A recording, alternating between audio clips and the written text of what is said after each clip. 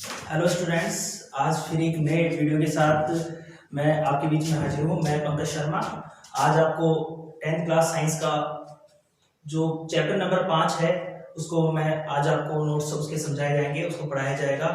ये चैप्टर आपके board exam में देखा जाए तो ये चैप्टर आपके मिनिमम मार्क्स या आपकी बोर्ड एग्जाम में ये चैप्टर 4 मार्क्स का आता है, 4 मार्क्स में आता है, 4 मार्क्स में आते हैं। और क्वेश्चंस नंबर ऑफ क्वेश्चन इसमें 1 होता है और 1 क्वेश्चन है वो 2 पार्ट्स में डिवाइड होता है। 2 मार्क्स में 2 क्वेश्चंस में डिवाइड होता है।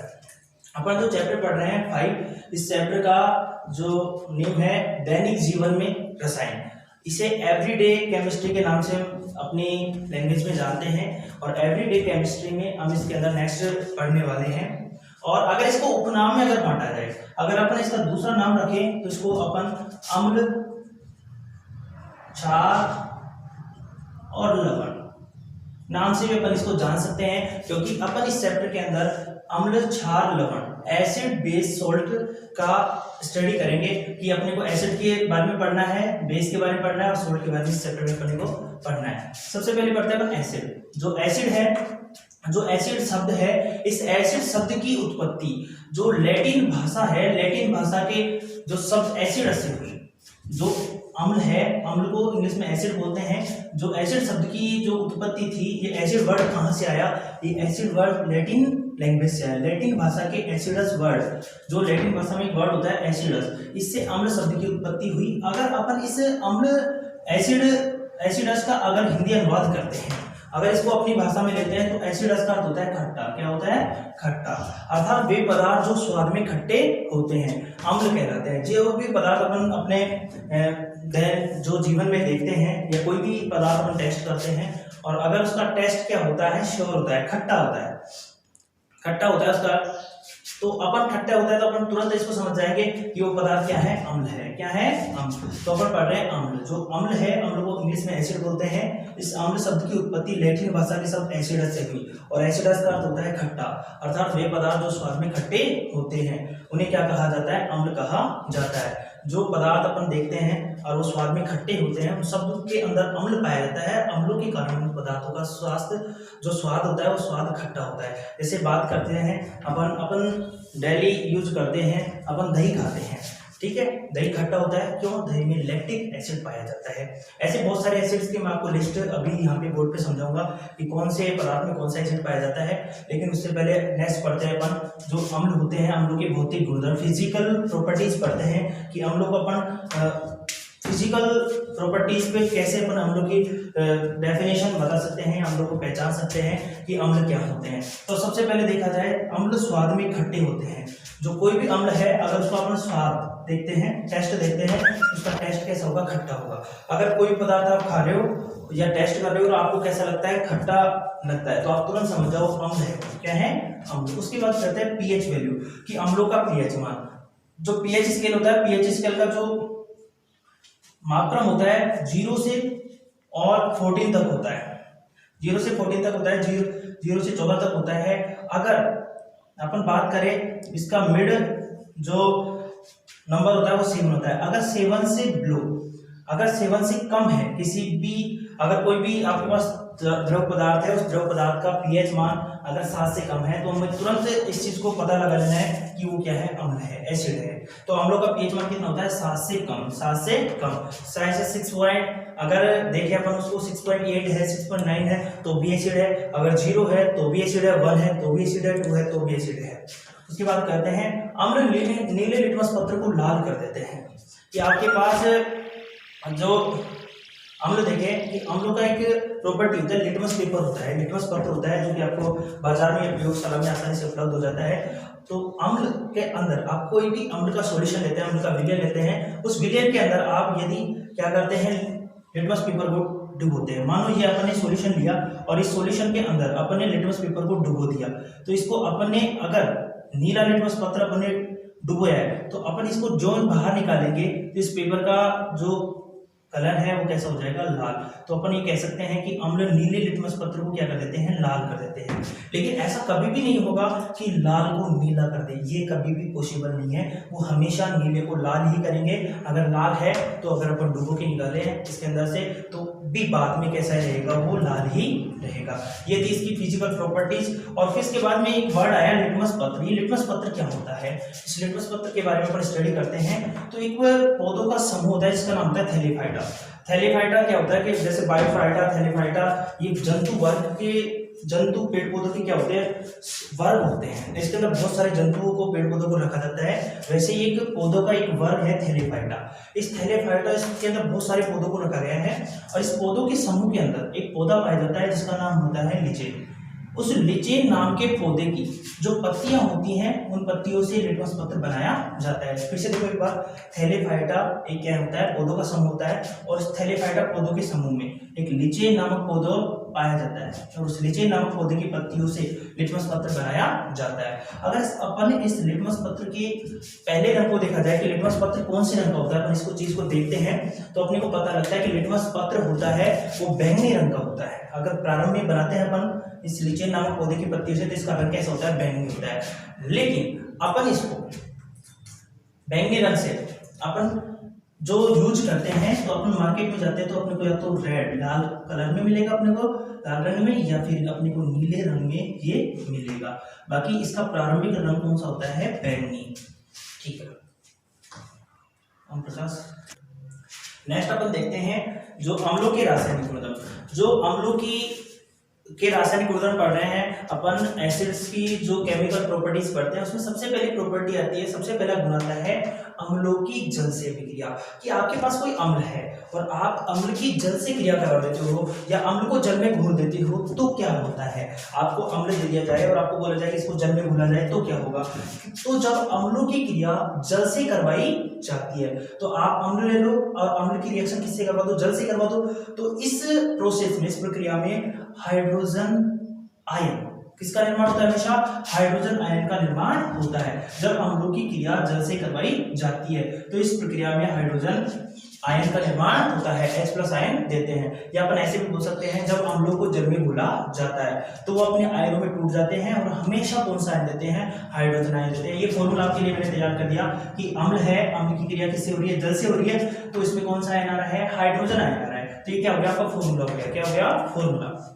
अब ध्यान से देखो कि अम्ल है, अम्ल की क्रिया किससे करवाई जाती है, जल से, तो इस प्रक्रिया में हाइड्रोजन आयन आपको मिल रहा है। ठीक है, इसके एग्जांपल देखते हैं। फर्स्ट एग्जांपल अपन ने देखा, अपन ने हाइड्रोक्लोरिक अम्ल लिया। कौन सा मिला है, हाइड्रोक्लोरिक अम्ल। और इस हाइड्रोक्लोरिक अम्ल की क्रिया जल से करवा दी। और जो ही अपन ने हाइड्रोक्लोरिक अम्ल की क्रिया जल से करवाई तो आपको देखो यहाँ पे जो हाइड्रोक्लोरिक आयन है वो हाइड्रोक्लोरिक अम्ल है, अपने आयनों में टूट गया और तुरंत इसने हाइड्रोजन आयन ले दिया। तो जब अम्लों की क्रिया जल से करवाई जाती है तो अपने आयनों में टूट जाते हैं और अपने आयनों में टूटकर हमेशा कौन सा आयन देंगे आपको, ये हाइड्रोजन आयन देंगे, H+ आयन आपको हमेशा मिलेगा। एग्जांपल नंबर 2 देखते हैं। अपन ने नाइट्रिक अम्ल लिया और नाइट्रिक अम्ल को किस में बोल दिया, जल में। तो जब नाइट्रिक अम्ल को जल से में घोला जाता है या नाइट्रिक अम्ल की क्रिया जल से करवाई जाती है तो इस प्रोसेस में क्या मिला आपको, H+ आयन। हमेशा क्या होता है, कोई सा भी अम्ल ले लो, ये हाइड्रोक्लोरिक अम्ल नहीं है, नाइट्रिक अम्ल है, सल्फ्यूरिक अम्ल है, इनके अलावा भी आप दूसरे अम्ल ले लो, कोई सा भी अम्ल ले लो, आप जिस भी अम्ल को जल में घोलेंगे तो जल में घोलते हुए अपने आयनों में वो तुरंत टूट जाएगा और हमेशा कौन सा आयन देगा, हाइड्रोजन आयन, H+ आयन हमेशा देगा। एग्जांपल नंबर 3 देखते हैं। एग्जांपल नंबर 3 में सल्फ्यूरिक अम्ल लिया अपन ने और सल्फ्यूरिक अम्ल को अपन ने जल में घोल दिया, या अपन ऐसे बोल सकते हैं सल्फ्यूरिक अम्ल की क्रिया जल से अपन ने करवा दी। तो जब सल्फ्यूरिक अम्ल की क्रिया अपन ने जल से करवाई तो सल्फ्यूरिक अम्ल अपने आयनों में टूट गया और इसने ट्वाइस H+, देखो ट्वाइस H+ दे या 3H+ दे, कितने भी H हो, लेकिन हमेशा मिलना क्या चाहिए, H+ मिलना चाहिए। ठीक है, तो यहाँ पे भी कौन सा आयन दिया, इसने H+ आयन दिया। तो जब अम्लों की क्रिया जल से करवाई जाती है तो हमेशा वो टूटकर अपने आयनों में कौन सा आयन देते हैं, H+ आयन देते हैं, हाइड्रोजन आयन हमेशा देते हैं। एक बार फिर से देखेंगे कि जब अम्लों की क्रिया जल से करवाई जाती है तो क्या होता है। आप कोई सा भी अम्ल ले लो और अम्ल की क्रिया किससे करवा दो, जल से करवा दो, तो हमेशा कौन सा आयन देगा, हाइड्रोक्लोरिक आयन। हाइड्रोक्लोरिक बोले तो हाइड्रोजन आयन देगा, सॉरी हाइड्रोजन आयन देगा, और या फिर अपन बोल सकते हैं H+ आयन हमेशा देगा। हाइड्रोक्लोरिक अम्ल लिया, जल से क्रिया करवाई, कौन सा आयन दिया, H+। अपन ने नाइट्रिक अम्ल लिया, जल से क्रिया करवाई, कौन सा आयन दिया, H+। अपन ने सल्फ्यूरिक अम्ल लिया, जल से क्रिया करवाई, कौन सा आयन दिया, H+। तो जब अम्लों की क्रिया जल से करवाई जाती है तो हमेशा अम्ल जल में घुलकर H+ आयन देते हैं। दूसरी प्रॉपर्टी अपन देखें तो अम्लों की धातु से अभिक्रिया, ये बहुत इंपॉर्टेंट है, सबसे ज्यादा इंपॉर्टेंट अगर कोई क्वेश्चन है सिर्फ में अम्लों में तो सबसे ज्यादा इंपॉर्टेंट क्वेश्चन है कि अम्लों की धातु से अभिक्रिया। ये RPSC बोर्ड में लगातार मतलब देखा जाए तो अब तक 4 बार आ चुका है, और ये जो आपका जो ये चल रहा है सिलेबस, इस सिलेबस में लगभग 4 साल हो गए इस सिलेबस को, तो लगातार इस सिलेबस में 3 बार ये क्वेश्चन आ चुका है कि क्या होता है जब अम्ल की क्रिया जल से करवाई जाती है। तो अब इसके लिए भी अपन एक फॉर्मूला तैयार किया है कि क्या होता है कि आपको कोई अम्ल मिल जाए और अम्ल की क्रिया को किसी मेटल से धातु से करवानी हो तो आपको क्या मिलेगा। तो इसके लिए फॉर्मूला अपन ने तैयार किया है कि आपको अम्ल मिल गया, अम्ल की क्रिया अपनी किससे करवाई, धातु से। तो जब अम्लों की क्रिया धातु से करवाई जाती है तो इस प्रक्रिया में किसका निर्माण होता है, धातु लवण का। किसका निर्माण होता है, धातु लवण का। और इसमें सबसे इंपॉर्टेंट चीज है कि हमेशा इसमें हाइड्रोजन गैस बाहर निकलती है जब अम्लों की क्रिया धातु से करवाई जाती है। तो इस प्रक्रिया में धातु लवण का निर्माण होता है और हमेशा हाइड्रोजन गैस बाहर निकलती है। नेक्स्ट अपन इसका एग्जांपल नंबर फर्स्ट देखते हैं कि अपने देखा कि अम्लों की क्रिया अम्लों की धातु से अभिक्रिया, आपने अम्ल लिया, अम्लों की क्रिया जब धातु से करवाई जाती है तो इस प्रक्रिया में हमेशा किसका निर्माण होता है, धातु लवण का। और कौन सी गैस बाहर निकलती है, हाइड्रोजन गैस। ये हो गया अपना फॉर्मूला। इसके लिए फर्स्ट एग्जांपल अपन देखते हैं। इसका पहला एग्जांपल देखते हैं कि प्रोसेस कैसे हुई। अपन ने सल्फ्यूरिक अम्ल लिया, अम्ल हो गया, और अपन ने जिंक जस्ता जो अपन ने मेटल धातु ले ली और इन दोनों के आपस में रिएक्शन अपन ने करवा दी। तो इसमें किसका निर्माण हुआ, जिंक सल्फेट का। किसका निर्माण हुआ, जिंक सल्फेट का। ये हो गया धातु लवण। क्या हो गया, धातु लवण। और ये हाइड्रोजन गैस जो कि बाहर निकल रही है। इस जो ये एरो है, इस एरो का मतलब होता है आउट होना, बाहर होना। तो देखो यहाँ पे जब अपने सल्फ्यूरिक अम्ल है उसकी क्रिया जिंक धातु से करवाई तो इसमें जिंक सल्फेट का निर्माण हुआ और हाइड्रोजन गैस बाहर निकल गई। नेक्स्ट अपन देखते हैं एग्जांपल नंबर 2 देखते हैं। अपन ने इसमें हाइड्रोक्लोरिक अम्ल लिया और हाइड्रोक्लोरिक अम्ल की क्रिया अपन ने कॉपर धातु से करवाई। कौन सी धातु से करवाई, कॉपर धातु से। अपन ने हाइड्रोक्लोरिक अम्ल लिया और इसकी क्रिया कॉपर धातु से करवाई, और जो ही अपन ने इसकी क्रिया कॉपर धातु से करवाई तो इसमें CuCl2 कॉपर क्लोराइड के रूप में धातु लवण बना और ये हाइड्रोजन गैस बाहर निकल गई। तो स्टूडेंट्स मुझे उम्मीद है क्लियर हो गया होगा। एक बार फिर से देखें, अम्लों की क्रिया जब धातु से करवाई जाती है तो क्या होता है। सबसे इंपॉर्टेंट टॉपिक है ये अम्लों का कि जब अम्लों की क्रिया धातु से करवाई जाती है तो इस प्रक्रिया में हमेशा धातु लवण का निर्माण होता है और हाइड्रोजन गैस बाहर निकलती है। एग्जांपल देखा अपन ने, सल्फ्यूरिक अम्ल लिया, सल्फ्यूरिक अम्ल की क्रिया जिंक धातु से करवाई तो इसमें जिंक सल्फेट का निर्माण हुआ और हाइड्रोजन गैस बाहर निकल गई। एग्जांपल नंबर 2 में अपन ने क्या देखा, हाइड्रोक्लोरिक अम्ल लिया और इसकी रिएक्शन कॉपर धातु से करवाई तो इसमें धातु लवण के रूप में कॉपर क्लोराइड का निर्माण हुआ और हाइड्रोजन गैस बाहर निकल गई। अब आपके लिए क्वेश्चन है, बहुत इंपॉर्टेंट क्वेश्चन है, आप बहुत पहले से पढ़ते आए होंगे, कई बार सुना होगा। कॉम्पिटिटिव एग्जाम जो कंपटीशन के एग्जाम होती है उसके अंदर भी क्वेश्चन बार बार आता है, और ये घटना मेरे साथ भी एक बार हुई थी। इस क्वेश्चन से समझे तो इस घटना को मैं बताता हूँ। पहले इस क्वेश्चन को हल करते हैं। दही, नींबू, अचार और खट्टे पदार्थ, ये सारे पदार्थ होते हैं, इनको कभी भी धातु के पात्र में नहीं रखा जाता। तो मैं आपसे पूछता हूँ कि दही, नींबू, खट्टे पदार्थ हैं, इनको धातु के पात्र में क्यों नहीं रखा जाता। क्या रीजन है, क्या कारण है कि इन पदार्थों को कभी भी धातु के पात्र में नहीं रखा जाता। तो सीधा सा रीजन है कि इस रिएक्शन से ये हल होगा, क्योंकि दही, नींबू, अचार, खट्टे पदार्थ इन सभी में अम्ल पाए जाते हैं और ये अम्ल होते हैं, ठीक है। और धातु का पात्र, धातु हो गया तो इन सब में पाए जाने वाले अम्ल उस धातु के पात्र से क्रिया करके, उस धातु के पात्र से क्रिया करके धातु लवण का निर्माण करते हैं। और ये धातु लवण एक जहरीला, एक विषैला पदार्थ होता है। अगर इसका सेवन हम करते हैं तो ये हमारे शरीर को हानि पहुंचाता है। इसलिए कभी भी जो दही, नींबू एवं खट्टे पदार्थों को धातु के पात्र में नहीं रखा जाता। एक बार फिर से सुने, दही, नींबू, अचार और खट्टे पदार्थों में अम्ल पाए जाते हैं जो कि धातु के पात्र से क्रिया करके, धातु के पात्र से क्रिया करके धातु लवण का निर्माण करते हैं। ये एक विषैला पदार्थ होता है जो कि हमारे शरीर को नुकसान पहुंचाता है। इसलिए कभी भी दही, नींबू एवं खट्टे पदार्थों को धातु के पात्र में नहीं रखा जाता। नेक्स्ट पढ़ते हैं। देखो नेक्स्ट अपन पढ़ते हैं कि जो पदार्थ होते हैं, पदार्थों में जो खट्टा पाया जाता है वो क्यों पाया जाता है और किन किन अम्लों की उपस्थिति के कारण पदार्थ खट्टे होते हैं और कौन कौन से जो अम्ल हैं जिनके कारण पदार्थों में खट्टापन पाया जाता है। सबसे पहले बात करते हैं सिरका की। सिरका खट्टा होता है क्योंकि सिरका में एसिटिक अम्ल पाया जाता है। फिर बात करते हैं दही। दही का स्वाद है वो खट्टा होता है, क्यों होता है? क्योंकि दही में लैक्टिक अम्ल पाया जाता है। नींबू में सिट्रिक अम्ल पाया जाता है, इसी कारण नींबू खट्टा होता है। कच्चा आम जिसे अपन कैरी बोलते हैं, वो खट्टा क्यों होता है कच्चा आम? क्योंकि उसमें भी सिट्रिक अम्ल पाया जाता है। संतरा, और संतरा के अलावा अगर पूरा नींबू परिवार देखा जाए, बड़ा नींबू देखे अपन या फिर कई बिजोरी नींबू होता है, इन सब में सिट्रिक अम्ल पाए जाने के कारण का स्वाद खट्टा होता है। फिर बात करते हैं इमली की। इमली में टार्टरिक अम्ल पाया जाता है। सेब में खट्टापन मैलिक अम्ल के कारण पाया जाता है। अपने जो जठर रस होता है, जो जठर रस अपने पेट में उत्पादित होता है, अपने आमाशय में होता है, वो जठर रस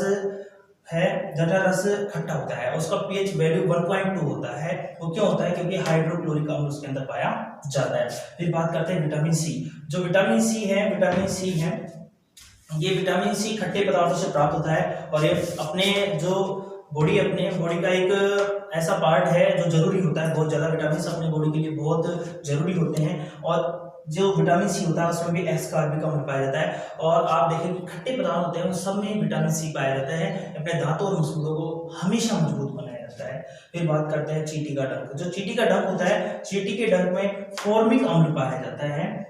ठीक है, कई बार ऐसा होता है कि मैथिलिक अम्ल और आपको ऑप्शन मिलता है, तो आप फॉर्मिक और मैथिलिक दोनों में से एक कर सकते हैं, क्योंकि दोनों एक ही अम्ल होते हैं। या तो आपको फॉर्मिक मिलेगा या मैथिलिक, जो भी आपको दिख जाए उस ऑप्शन पे हमेशा के लिए आपको वो करना है। उसके बाद बात करते हैं बैटरी का पानी। जो बैटरियां होती हैं, जिनका प्रयोग गाड़ियों में किया जाता है, वाहनों में किया जाता है, उस बैटरियों में हमेशा अपने घर की इन्वर्टर की बैटरी होती है, सब में जो पानी डाला जाता है उसमें सल्फ्यूरिक अम्ल पाया जाता है। उसके बाद करते हैं टमाटर का स्वाद भी खट्टा होता है, क्यों? टमाटर में ऑक्सैलिक अम्ल पाया जाता है। एक बार फिर से देखिए, सिरका में कौन सा अम्ल पाया जाता है? एसिटिक अम्ल। दही में लैक्टिक, नींबू में सिट्रिक, कच्चे आम में और संतरा में कौन सा अम्ल पाया जाता है? सिट्रिक अम्ल पाया जाता है। उसकी बात करते हैं इमली की। इमली में हमेशा जो इमली है, इमली का स्वाद खट्टा होता है, क्यों? इमली में टार्टरिक अम्ल पाया जाता है। फिर बात करते हैं अपन सेब की। सेब में कौन सा अम्ल पाया जाता है? मैलिक अम्ल पाया जाता है। फिर जठर रस में हाइड्रोक्लोरिक अम्ल पाया जाता है। फिर विटामिन सी में हमेशा कौन सा अम्ल पाया जाता है? एस्कॉर्बिक अम्ल पाया जाता है। चींटी का डंक में फॉर्मिक, इसे मैथोनिक अम्ल के नाम से भी जाना जाता है। बैटरी का पानी सल्फ्यूरिक अम्ल, और टमाटर में ऑक्सैलिक अम्ल पाया जाता है। नेक्स्ट अपन पढ़ते हैं अम्लों के प्रकार की। अम्लों को प्रकारों में बांटे तो अम्ल कितने प्रकार के होंगे? 2 प्रकार के। पहला होगा प्रबल अम्ल और दूसरा होगा दुर्बल अम्ल। अम्ल कितने प्रकार के होते हैं? 2 प्रकार के। पहला कौन सा होता है? प्रबल अम्ल, और दूसरा कौन सा होता है? दुर्बल अम्ल। प्रबल अम्ल की बात करें अपन, तो प्रबल अम्ल कौन से अम्ल होते हैं? भाई ये बहुत सारे आपको अम्ल दिख रहे हैं, इनमें से कौन सा प्रबल है और कौन सा दुर्बल है? इसकी पहचान सिंपल होती है कि आप किसी अम्ल को यदि जल में घोलते हैं और जल में वो पूरी तरह से घुल जाता है और ज्यादा मात्रा में H+ बोले तो हाइड्रोजन आयन देता है, तो अपन कह सकते हैं वो कौन सा अम्ल है? प्रबल। क्योंकि प्रबल अम्ल जल में पूर्ण रूप से घुलते हैं और हमेशा ज्यादा मात्रा में हाइड्रोक्लोरिक अम्ल देते हैं। फिर बात करते हैं दुर्बल अम्लों की। ऐसे अम्ल जो जल में पूरी तरह से नहीं घुलते, अर्थात आंशिक रूप से घुलते हैं, आधे घुलते हैं और कम मात्रा में H+ आयन देते हैं, तो अपन को समझ जाना चाहिए कौन सा अम्ल है? वो दुर्बल अम्ल। नेक्स्ट अपन क्षार के बारे में पढ़ेंगे। ये आपके एसिड अम्ल आपके पूरे हो चुके हैं। अम्लों के बारे में आपका यदि कोई सवाल है, आपका कोई क्वेश्चन है, आप अगर पूछना चाहते हो तो कमेंट बॉक्स में आप जरूर पूछ सकते हैं। और नेक्स्ट वीडियो देखने के लिए हमारे चैनल को सब्सक्राइब करें और बेल आइकन की को क्लिक करें। इससे आपको नेक्स्ट जो वीडियो है आपको आसानी से मिलते रहेंगे और हम आपके बीच में आते रहेंगे।